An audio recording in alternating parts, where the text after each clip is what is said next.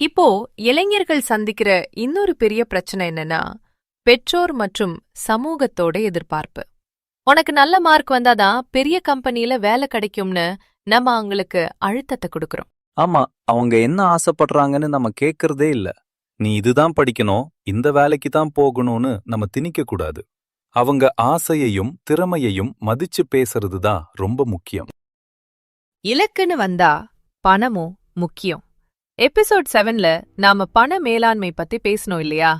ஒரு இளைஞர் அவங்க இலக்க நோக்கி போக பணத்தை எப்படி சேமிக்கிறது, என்ன முதலீடு செய்யறதுன்னு தெரிஞ்சுக்க வேண்டியது ரொம்ப அவசியம். கரெக்ட். ஒரு நல்ல வேலை கிடைச்சதும் எல்லா பணத்தையும் ஆடம்பரமா செலவு பண்ணாம சின்ன வயசுலயே முதலீடு செய்ய ஆரம்பிச்சா அவங்க இலக்க இன்னும் வேகமா அடைவாங்க. நிதி திட்டமிடல் இல்லைன்னா இலக்குகள் பின்வாங்கிடும். இலக்க நோக்கி போக நம்ம செய்ய வேண்டியது என்னன்னா, சின்ன சின்ன ஸ்டெப்ஸை எடுக்கணும்.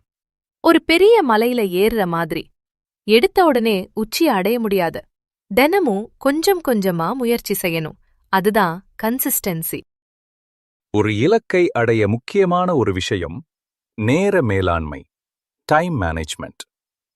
எந்த வேலையை முதல்ல செய்யணும்னு பார்த்து முக்கியமான வேலைக்கு முதல்ல நேரம் ஒதுக்கணும். போனை பார்த்து நேரத்தை வீணடிக்க கூடாது. கடைசியா நம்ம தோல்வியை பத்தி